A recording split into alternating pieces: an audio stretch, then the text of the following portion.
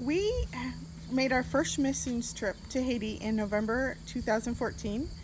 Rick Brown led a trip through our church, and that's when we learned about GoServ Global, and we fell in love with the organization and serving. My husband's from the Marshtown area, so 2 years ago when the tornado hit Marshtown, Dennis Anderson called him and asked if he could serve in Marshtown, and so we went over there as a family and served multiple days doing tree removal off the streets and helping people out in need.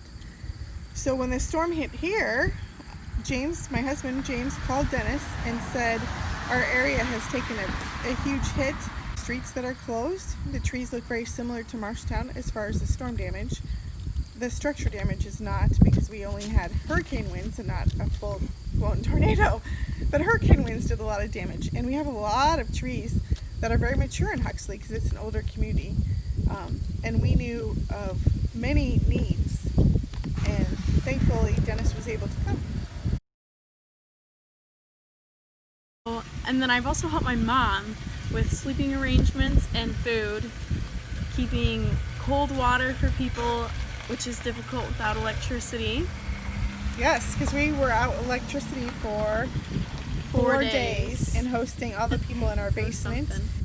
How many have been sleeping at your house during these last 2 weeks? Have you kept count? We've had up to 13 people. One night. 7, 8 a night, yes. Average. And then we feed breakfast up every morning, eggs, bacon, coffee, toast. And then we've had multiple different lunches and dinners. And then we've also had a lot of support from our church community and churches actually surrounding. So Ankeny Efree brought us a dinner one night to help serve. Mm-hmm. And then a lot of donations of water bottles and Gatorades and stuff. Yeah.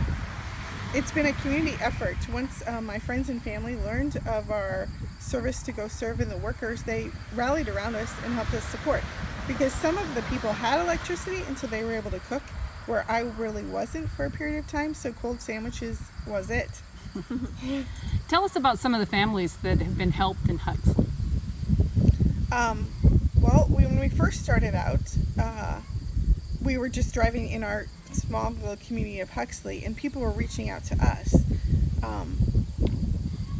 Probably the most memorable experience has been our really good friends from church. She is battling a late-stage ovarian cancer, and she had surgery for and it spread to her colon, so she has a colostomy bag, and her husband has severe Alzheimer's. So their daughter is in town trying to help them, care for them, and get her to treatments. And they had, I think, 12 trees go down and 4 on their buildings. And they were scheduled to move to a new property, a new house. Tomorrow. Yes. So their daughter is in town from Oregon, right? California. And this was just one more added thing for them. So we were able to go over there 3 different days with our equipment because they live in an older section of town and the trees are massive. And they have over an acre of land. So these trees were spread out.